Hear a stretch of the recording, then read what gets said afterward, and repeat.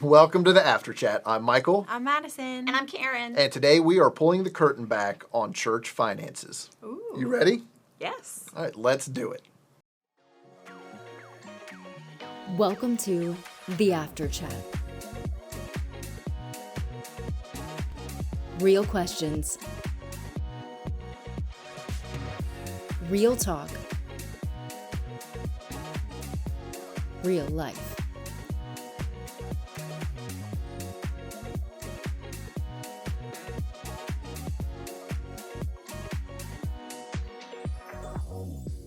All right, so I'm going to throw this out there. What motivates you that you don't talk about very often? For me, it's really like the desire to not inconvenience other people. It's not always like people pleasing. It's more of like if they're counting on me for something or something that they need, they can't do. Like I don't want to be a bottleneck for other people. Yes. Particularly, that's like my main motivator in ministry too. Of like I don't want people waiting around for me to respond back to them, and it's something that I'm always working on getting better at. But yeah, I don't like inconveniencing people. So do you upset like when a text comes through on your phone? Do you immediately check it? No. I'm really bad at text messages. I'm good at everything else, but like text messages, notifications in particular can be really overwhelming for me. I have not gotten used to the amount of communication that comes through people who work in ministry full time. So yeah. I'm getting used to it. I'm not as good at text. I'm good at gauging, is this urgent? Do I need to respond now? But if it's not urgent, I have a harder time coming back to it at a good time, if that makes sense. But yeah. What about you? So I want to make my Grampy proud.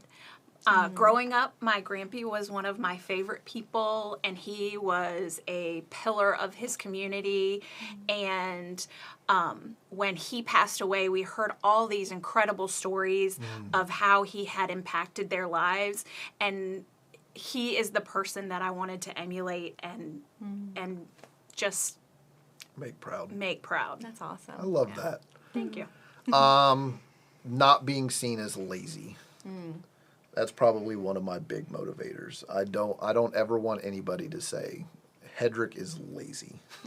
that is such a slight where I grew up, because I mean everybody's expected to be working and productive in all of the things, and so having that be a descriptor for you was a huge mark of shame. And so I very much try to stay busy or productive in some form of fashion. Yeah, that makes sense. So, I get that. All right, what was the next one? What is the silliest or the stupidest thing that you've ever spent money on that you might regret? You got one? Well, I don't regret it yet. Okay. Well, you don't have to regret it. But last summer, I splurged on a very close front row concert ticket to Morgan Wallen. I went all by myself because, quite frankly, those tickets are more than I probably should have paid. That was smart. But it's still like my favorite thing. Standing there while he was singing, I loved it. And you just went to it. Last summer. Yeah, oh, wow. Yeah. Nice. That's cool. Well, you're always going to see a Morgan. Is it Whalen or Wallen? Morgan Wallen. Yeah. He's Whalen. Yeah. I'm a country music girl, so I do like to go to concerts, but I've never been that close, and it was totally worth it. Man, there were some festivals that I got to when I was younger that I would like wait all day on the barricade, like because that's really, if you don't buy front row seats at some place, waiting the entire day is the only thing you can do, and it was worth it. I don't know if I could like hack it anymore, but at the time when I was younger, I made it through the full day. So on your seats, did you have like an actual seat, or did you have to stand? I did have an actual seat. See, that's what's up. Because I'm too old to stand in the pit anymore. But yeah. His stage went out far enough that he was in the actual seats, and so I was like right beside the stage. Sweet. It's the best. Love it. Awesome. It literally happened last night, and it was stupid. So I've been playing this game on my phone. Oh no. I'm going to have to delete it soon. I thought your whole thing was that you didn't do in-app purchases. I did. I did last night. Heroes And he gave Alliance. in last night, first one ever. I wanted my rear line support character. I needed her stats boosted because I was losing all the battles. And I spent $20. $20? $20. For what? Some leveling potions and things. I shouldn't have asked. No, No, you shouldn't you didn't have. wanna know. But I did it. And I feel very ashamed of it right now because we added this question just a second ago. And I wanted to be authentic and real. Almost like Madison knew. It's like the Holy Spirit is saying you got to get them, and so I've been gotten, and so yep, $20 last night leveling potion for a character named Octavia. Okay. Well, that's interesting. I feel pretty bad about it now. I think the silliest thing I've spent money on. I think I feel so like passionate about this one in particular because I didn't think through the purchase ahead of time, and it's something that I usually do. Like I usually do a lot of research when I spend a lot of money on anything that's like tech related because I want to make sure that I get what I need. But sometime, I don't know, a few years ago, I had some extra money, and so I decided to go for an iPad. And this is like the first like device I've bought for myself other than my phone in like years. And so I wanted to get one that would function really well for a long time. So I went for the iPad, and I got the iPad pencil, and I was like, yes, this is awesome. I don't regret that purchase at all. But I got the Magic Keyboard with it that I did not know. Like I thought I don't know what I thought it would do. But it's basically just a Bluetooth keyboard that was way overpriced, and I should have done because it was through Apple themselves. Yes. And I should have done more research to know what I was getting. But I just like went into Costco and saw it and was like, that'd be fun to have with my iPad, and just full sent on it, and it was like, a few $100s. I should not have done that. At all. It was way overpriced. My Bluetooth keyboard that I have for my iPad. Yeah. $20. Yep. Love it, and it works fantastic. Yep. Which this one, there are some nice things about this one. This one has like a trackpad on it, and I use a trackpad a lot. Yes. So that part is nice. I also thought that like you could basically like you could charge the keyboard itself, and then it would be a charger for the iPad. I don't know why I thought that. Nothing like advertised it as being able to do that. But I was very disappointed when I found out that it was just like passively charging the iPad through a cord. It wouldn't like hold a charge for it. So yeah, I regret that one a lot. Well, everybody has something. Yeah. And, do your research. Yes. Yeah. So what was the last financial choice that you made that felt risky at the time but ultimately paid off? I'll go first just because it's still presently happening. But paying for a lawyer is expensive. And my husband and I have hired a lawyer recently to help us navigate him moving over here. He's a citizen in England, so he's working towards a green card and citizenship here. But lawyers are expensive. And also deciding what lawyer you're going to hire is like nothing that anybody prepares you for as an adult. I don't know if either of you have had to hire a lawyer before, but like trying to figure it out, man, it was a little overwhelming. No, it is. Because you don't know like what's a good what's a red flag versus a green flag for a lawyer. Like how do you get in, like how do you feel out who they are as a working professional before you sign something? Like it was stressful. I think it's almost always word of mouth. Yeah.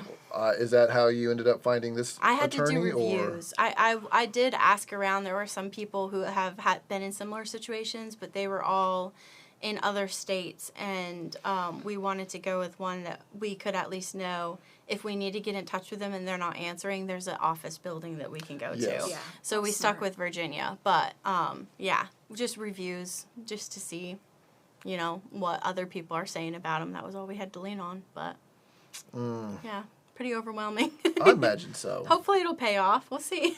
Well, fingers Yeah. crossed on that. Yeah, otherwise I'm moving to England. So No. I don't think I'm allowed to.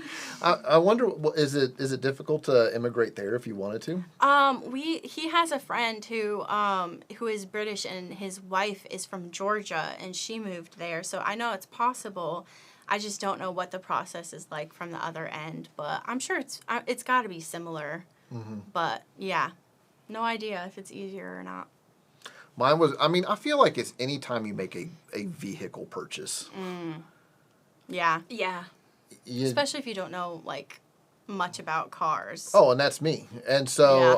I have a couple of people that I send a make and model in a year or two and say, what are some common things that could potentially go wrong?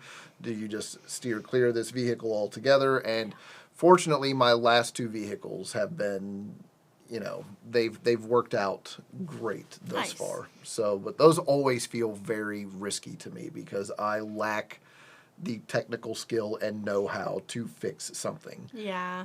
Which is her husband does a lot of work on my car, and we have some other people here within the church to kind of help me navigate those situations. But those always are fraught with some sort of anxiety with them. Yeah, I bought the first car that I had to buy that was not just, secondhand from someone, that was just from a friend being sold. But, like, I went through Carvana, and I actually have a car loan for, like, the first time ever, which I don't love, but I had to do what I had to do because used cars are, like, insane right now. But that whole process was stressful of, like, I tried my best to ask around, but I was like, I'm really flying blind. So I get that. Yeah. What about you? For us, it's around my husband as well. We decided he was going to go back and finish his bachelor's. He was halfway there. There was no reason not to. And during COVID, he just finished it up with Liberty Online. And it has turned out to be a great choice for him and has really paid off in his career. And so I'm really glad we did it. But it was a risk to send him out there. Not just the money, but also the time. Oh, yeah. To put in the time for it. But it ended up working out really well. And a Liberty Online degree, that's a big investment of time in it. It's not a slack thing. It's not just you log in, answer a couple of questions. They're like really doing classes. Yes. No, I have my master's through them, and I did it online through their online program. And you think, oh, it's just online learning. No. Like, no. I think it was more intense than my in-person one. So yeah. I've done some online classes when I was in college that definitely felt like they were way more like work intensive than actually sitting through a lecture. Right. So there's definitely some pros and cons there. Yeah. But the freedom to do it whenever you want to is very valuable. I'm kind of curious. I'm a little nosy. What's his degree in? Oh, no. Oh, no. Criminal justice with an emphasis in Homeland Security. Ooh. And somehow there's IT in there somewhere. But yeah. Fascinating. It's got like 4 subtitles. I can never remember all of them. But he just knows how to do a whole lot then. He does. He does. He's a very He smart does. man. I like him. That's awesome. He's in my small group. We love him. Oh, cool. That's awesome. Yeah. So we're going to transition this conversation a little bit. So we're going to be talking about church finances. And so whenever people think of church finances, they at least this was true for me. I might just project this onto you guys a little bit. I always imagine the hanky waving televangelist, promising you miracles if you send your money in. That's kind of my go-to mental imagery whenever I think about this. But another thing that people often think about is tithing, like giving 10% of your income to the church. And there is a biblical foundation for that concept. It predates Abraham. It predates the law, which is like the law of Moses, which you get further down in the Old Testament. And you actually see it first done in Genesis, where Abraham tithed to the king of Salem. That's where you first see it in Genesis 14, but then it was eventually codified in Levitical law and the actual the law in Deuteronomy as well, in Leviticus 27 and then in Deuteronomy 14. It was 10% of one's produce, livestock, and income. So if you were a farmer, it was not just your income, but what you grew. as well, and its purpose was to basically support the Levites. That was the group of priests and those that were going to be doing ministry. And they also, from that, they took care of the poor, the strangers, the orphans, the widows, and all of the festival worship. Like, that's kind of what its intended purpose was. So we at PCC, we do believe in working towards being able to tithe. We recognize that not everybody is in a place where they can do that just yet. That was true for me whenever I first started giving to the church. I did not tithe, but I picked a amount that I could commit to each month. So for me, it became more of a discipline. And then over time, as I got my financial house in order, I was able to increase what that intentional commitment was. It speaks more to the heart of what it is that what you're doing, and recognizing that your ultimate provision does come from God. And so we thought that it would be awesome to have our church finance director here, Mrs. Karen Reid, and we thought that we would just ask her some questions here and just kind of really get to the ins and outs of what happens when people give their money here to the church. Excellent. Yeah. I'm excited to ask you some questions here. I think it's really easy for people to assume that it's a little awkward to talk about money. And so I think it's easy for people to assume that asking the church and people who work in the church just what we're using the money for and our systems that are in place, all of that, I think it can feel awkward to ask and to figure out, is this something that I'm comfortable participating in? So I'm really excited that you're here. I'm grateful for your time and for us to just ask maybe some of the questions that people don't feel comfortable asking themselves. So the first one that I'm kind of curious about is what is your role exactly? How do you function on staff, and what does your like sort of day-to-day life kind of look like? I will be more than happy to talk about that. First of all, thanks for having me. I really appreciate it. They don't let me out of my office much, so I'm super excited to be here. So I actually have been on staff at PCC for 13 years. Wow, I don't think I knew that. Yes. That's awesome. So I came in as an admin, and very quickly it was evident that there was a hole in the finance department, and so they were things that I could do, so I just started doing them, and then we did a reorg after I'd been here for about a year, and all of a sudden I was the finance admin, and I was super excited for the promotion, but wow. It's been a long journey. I did become the finance director about 3 years ago. I took over from Tony Tamandel, who did a great job mentoring me and shepherding the finances of PCC through all of the transitions. And so it's been fun. Basically, my day-to-day is anything to do with money. In the beginning of the week, it's the offering that has come in on Sunday, processing that, making sure it's in the proper place for where we need it. And then throughout the rest of the week, just making sure that I'm supporting the staff for what they need. And also, I keep a pretty watchful eye on finances as it goes, the day in and day out of the spending around here. Just processing that kind of stuff and reporting. I report to Lenny and to Brian directly about how we're doing and the steering team. So it really is just a lot of that. Nice.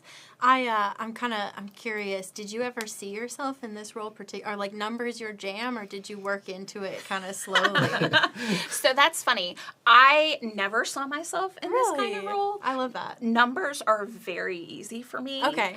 And so I always enjoyed them. My mother's an accountant, but I never thought I would be doing this kind of thing. But it was just, it seemed, like I said, I didn't originally get here to be in finance, but I just kind of slid in because I could do it. Nice. And now I love it. I have loved it. And I actually went back to school and took accounting classes, and that helped me with like a lot of the legalistic part of it. But it was something I enjoyed, and it came natural for me. I think I took like one class in college that was like business math related.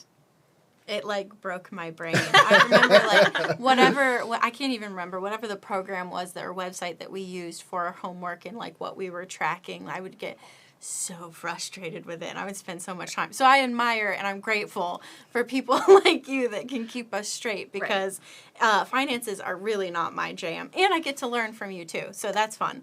One of my first questions is really about the overall, like the budget as a whole. We have money that comes in. We talk about it a lot. We talk about how grateful we are for what we are receiving from the people that come to PCC. So we have this income that comes in. How do we structure and decide where the money goes and how we use it? Can you kind of walk us through the different levels of how it gets shaped, who speaks into it, and how it gets maybe seen by other eyes and confirmed, like this is where we're going to go? Sure. So first we start with the budget, and the budget basically helps structure who spends what, where, what areas, that kind of thing. And the budget is we do an annual budget at PCC, and that's something that I actually am just getting ready to start for 2026 to look forward to. Our budget starts first. We start with me, and we take a look at the past history and what we think is reasonable for how much we can spend in 2026. And then I'll reach out to each of the campus pastors, the ministry directors, and say, tell me about your vision for next year. What would you like to pour fire on, put more dollars into? What isn't working? What can we pull back on? That kind of thing. And so from there, it goes to our senior leadership team, and they have to make some real hard decisions. What fits in with the vision and mission of PCC, and then it goes to the steering team, and then we have our agenda forum, which is a fun meeting in November. Not many people show up, so I'd love to see you. It's on Zoom, so anyone can come. Right. So, and then we present it to the membership at large, and ultimately the membership votes on it. And there are a lot of voices, a lot of people speak into, and a lot of people are praying about what does God have for us next year. So, but like I said, it's June, so we're about to get started on that, and it will be a 6-month process to set us up for 2026, just like we did for 2025. Yes. The usual way, I don't know if anyone's curious, the usual way that I participate in this process as a coordinator is like a very small fraction of it. I get basically asked, what do you see for your ministry for the upcoming year? And I kind of come up with some ideas of these are the necessities, and this is kind of where I'm dreaming a little bit. This is where I would like to spend some money on, and we'll kind of see what happens. And then it gets to go back to the campus pastor, and I don't have to make any of the difficult decisions. So maybe you could speak into what's the process, what's participating in that process like as a campus pastor for you with your campus budget. So I usually end up having a meeting with Karen, and we and she does a great job of being a partner in formulating what we would like to see at each of our campuses. So I'll look at what we've spent up to this point in the year, what we know is still planned for the rest of the year, and then, like she said, where do you see yourself taking your campus over the next year? And so then we just try to figure out what's actually going to be feasible based on what the current giving at the campus looks like, because there is one thing that our church does a really good job of. It's not spending what we don't have. Yes. If it's not there, we just don't do it. And I've pinched some pennies before in my ministry to do it. And one of the things that the CPs have to do is make sure that those pennies are actually being pinched. Yep. Right. And so then from there, it, like she said, it then goes up to the SLT. The CP will usually go and have a meeting with the SLT to say, hey, so that way you can actually cast your vision to them and say, let me tell you what we've been doing this year, and let me tell you what I think that we can do over the next 12 months. And then they have an opportunity to ask questions over, regarding what you're planning to do, whether or not it makes sense, maybe help you identify some things you haven't thought about. So maybe you need to shift something from here to there, or you don't need that need something in the first place. And so you can scale back a little bit. And then from there, it goes to the steering team where that's the team that manages our senior pastor and makes all budget decisions and things like that. It's our elected body here at our church. And then if they sign off on it, then we're all at the annual agenda forum, and Karen runs that show, and then they vote. So that's kind of what that looks like from my seat. So if I put myself in the shoes of someone who is not on church staff and is very unfamiliar with this process, I think it'd be easy for me to think, okay, well, that's fine and dandy to have a plan of how we're going to spend the money, but do we have any systems in place to make sure that we are actually spending it the way that we tell everyone we're going to spend it, and who is maybe a check and balance for us, and is there I know there is. That's why I'm leading this question into. You're leading us into. What is our system for making sure that people are spending money the way that they say they're spending money?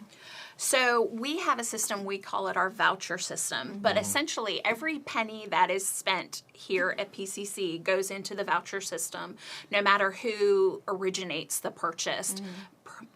They're going to put it in the voucher system, and then it's going to go through another set of eyes, and if it reaches a certain dollar threshold, it's going to hit another set of eyes, just to make sure that we're spending it on appropriate items and where we spent it, that kind of thing. So it goes through those approvals before it reaches me and goes into the books, and it just.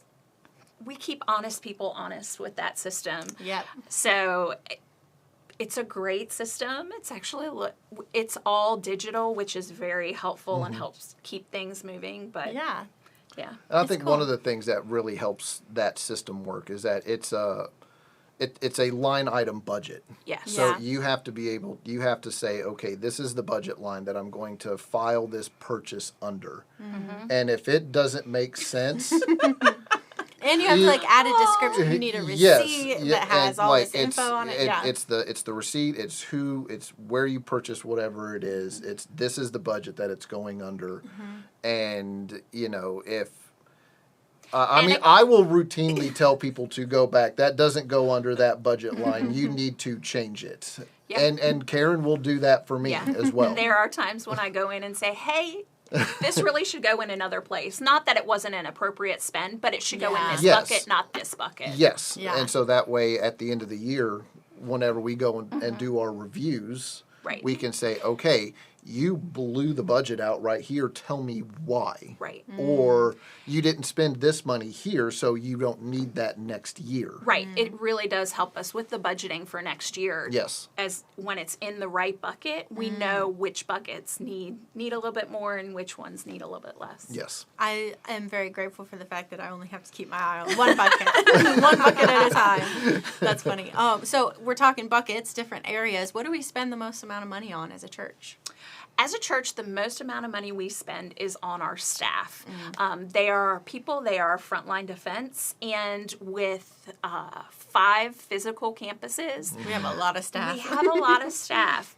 The nice part is it's not uncommon. We spend about 50% of our budget on our staff, and that actually scales really well across the ministry world. It is not uncommon for about 50% of your expenses to be on your staff, whether it's a very small church and it's 1 or 2 people on staff, all the way up to a church of our size. That makes sense. I don't think that I would have really put that together until we had a conversation about it. But that's really interesting. I mean, especially when you start looking at insurance and everything else, that would get right pricey. Yeah.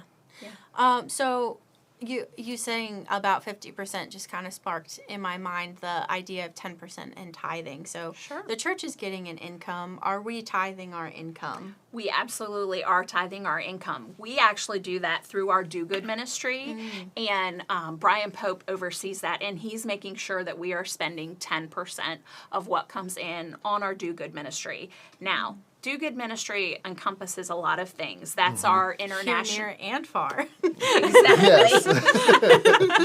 That is our international mission partners, our local partnerships, and the teams that we're sending out ourselves. That's cool. How do we, maybe some of the local stuff here that we might participate in could be really easy to get a feel for where that money is going. But when it's, I know our international partners are people that we're familiar with, but do we have a certain process where we like to make sure that they are also spending our tithe appropriately? What do we look for? So, our current partners, Belize and Moldova, we have partnered with for years and years. And both of those partnerships came to us through people in the church who were already working with those ministries. Oh, and also Tanzania. Sorry, I forgot Tanzania. And soon the Amazon. Well, I'll get to that one. Oh, okay. I'm sorry. Don't steal her thunder. You're jumping ahead. No. So, and those Tanzania, Belize, Moldova, we still keep a partnership with. We reach out, we touch those ministries at least, once every year or every other year. Now, this is the first year we're going back to Moldova after COVID. Moldova is actually right beside Ukraine, so there's been a little bit going on in that area. Just a little bit. Right. So, but we're finally able to get back in country, so I'm super excited to see what's going on. And I'm actually going on that mission trip this year. I know, I'm super excited. So we'll go in and see how that's going. But we like to not only send them money, but be an active participant in their ministry. And then the Amazon, which you mentioned, we just started a couple of years ago. Jackie Heberly, who is Elijah Chiarelli's mom, started leading this mission trip to the Amazon, and we just a lot of our people went, and it just has worked into being one of our ministry partners, and it's just been a lot of fun to see that develop. Love that. Awesome. Yeah. I've kind of always thought that would probably be the one that I would want to. I haven't ever gone. I've gone to within the U.S. mission trips, but I've never gone to an international mission trip. And the Amazon is like always one where I'm like, that sounds pretty fun. We get to do some fun stuff in some fun places. It's cool to see. Okay. No, ma'am. not? If the Lord sent me there, I would go. In that river, they swim in the Amazon River. Oh, I wouldn't swim in it, but I could be on a boat in it. I don't want to get into the water, though.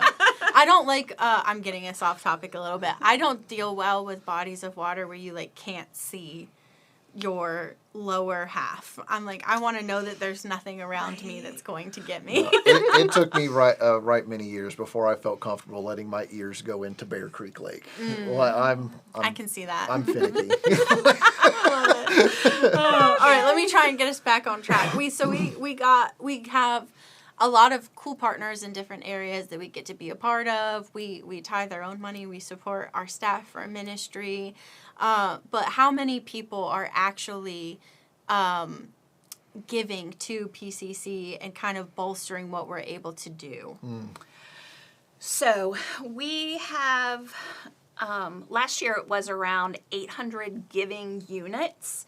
Now PCC sees each family as a giving unit, and that family might be a single person. It might also be mom, dad, and the kids. Oh, it's like a household. Yes. Okay. Wow. Or an elderly retired couple. You know, it's just one of those different units. So we have about 800 of those. Now that's like a big round number, and it goes up and down and fluctuates, but usually it's around 800. It makes me think of how we have Mega Camp coming up for all of our campuses, and the kids every night have, I think, well, at least at Powhatan, I know other campuses will do different kinds of not fundraisers. Some of them will be like bring clothes that you want to donate.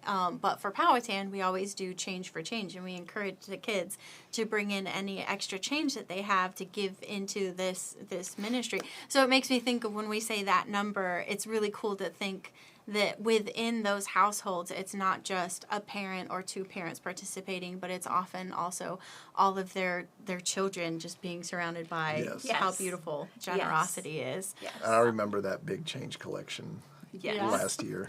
That was so heavy. That change does get heavy. Those kids love to bring in the pennies. Yes. It's fantastic. The counting too. I hope that like somewhere we have like a coin sorter, because otherwise, man. Yes, Lauren Hertzler is the keeper of that, and she's great at that. I remember being in like VBS programs. It wasn't Mega Camp as a kid, but it was in other areas, and I remember being so excited to like gather up, and just I got raised in that culture, and I'm very grateful for it. I had like a piggy bank with, it was like a church, a storefront, and a bank. That's like front, and you awesome. had like the different. You would Yeah. I got Oh, $1 yes, a week yes. in dimes, and I would like split it up I love between the that. different spaces. It was cool. That is cool. Yeah, that is very cool. So, I know I'm comfortable with the idea of giving. I just mentioned I grew up in it, and I know what it's like, and it's something that I've worked into my rhythm. But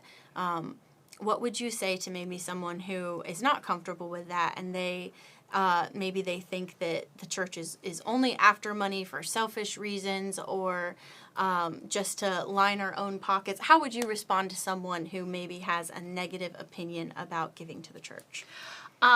Well, it's funny you should say that, because it's not that uncommon. And we do, not frequently, but we do hear people say, the church only wants my money. And I don't want anybody to ever feel like that's our first thing, because it's not. Our mission is first for your heart. And then after that, we really do need your money to follow, because without your dollars, ministry here doesn't happen. Yes. Ministry has changed so much over the years. We are surrounded by technology just right here. Yeah. On Sunday mornings in our big room, you are surrounded by technology. If you are watching online, we're using technology to get there, Yeah. and technology costs money. The front door, no longer the front door, it's now our website. Yeah.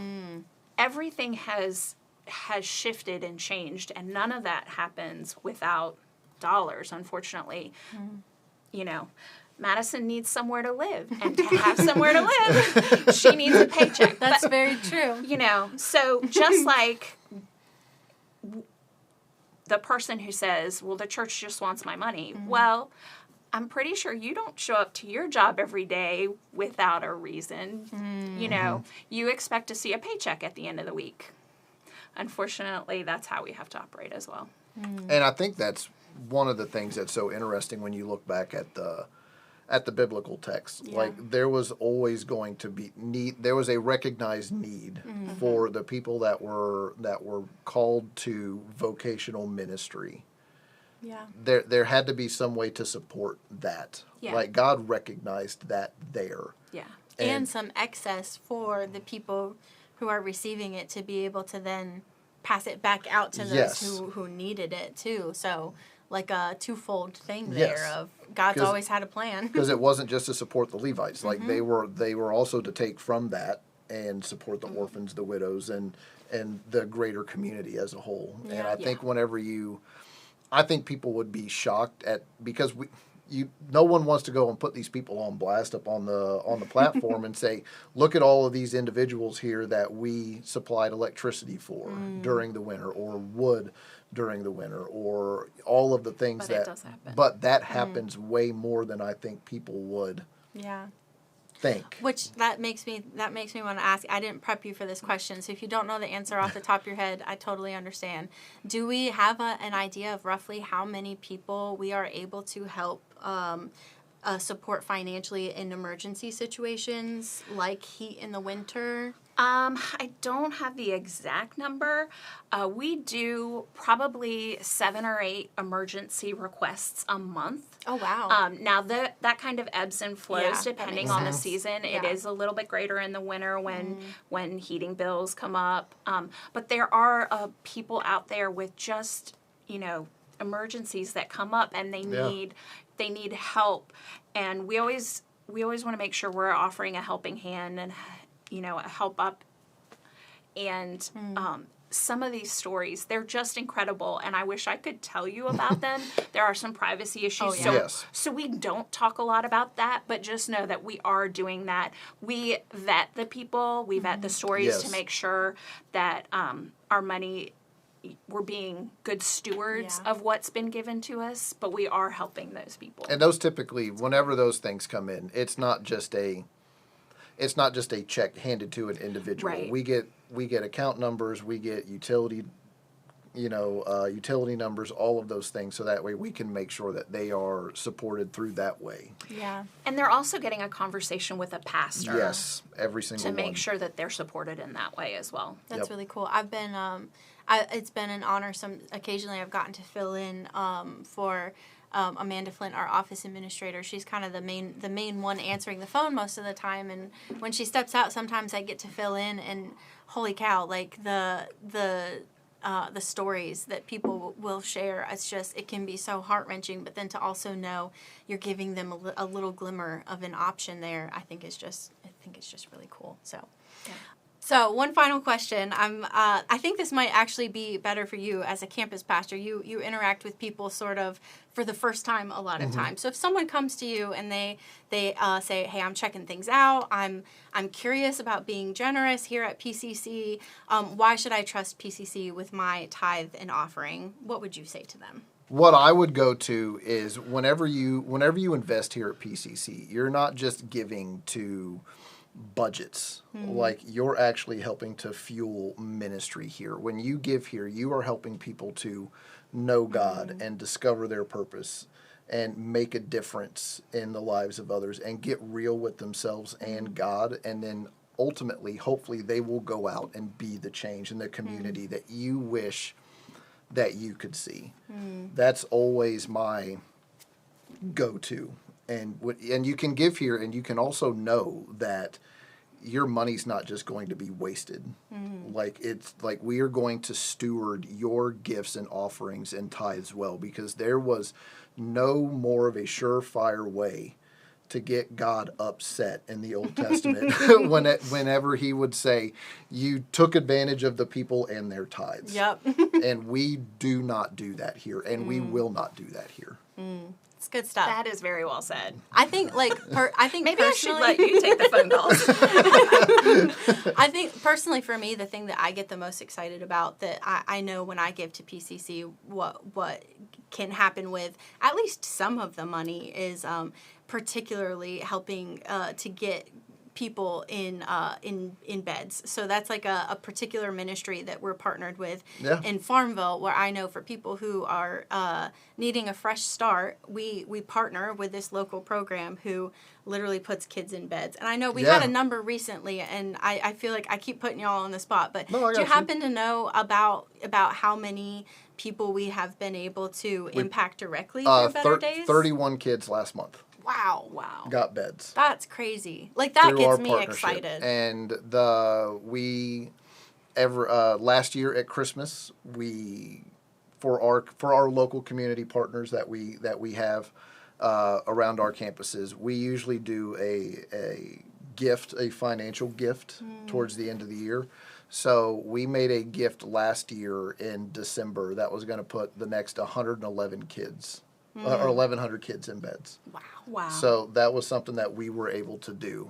And so whenever the people that gave and invested here, they gave and invested to that. And we partner with them every month. We go out there on their big give days, and we, like I said, last month, 31 kids. Wow. Yeah. And it's not just those ministry partners out there. Yeah. It's the ministry in here that happens as well. Yeah. The kids ministry, the student ministry, and even adults. They are oftentimes walking into our big room. They may have been to church as a kid, or they may never have walked through the doors of a church. We are opening those doors for them and breaking down the barriers. We have a very darkened big room. We love when people walk in who have never walked in before, and we get to be a part of introducing these people to Jesus, and that is an incredible, incredible gift that we're able to give them. yes. Man, that's awesome. That's exciting.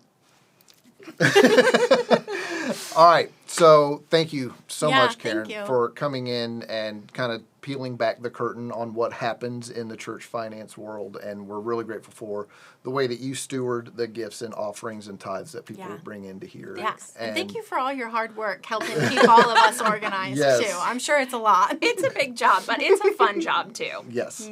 So please like, share, subscribe, all the things. It really does help this little channel get out and do big things. And if you leave us a review, we will send you an After Chat mug. And we look forward to seeing you back here next week for another episode of the After Chat.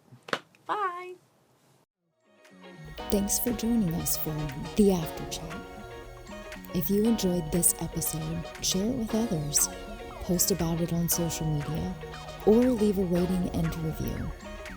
To be the first to hear our next episode, be sure to hit the subscribe button and get notifications for new content. You can also follow us on social media on Instagram at PCC Wired and Facebook at Passion Community Church.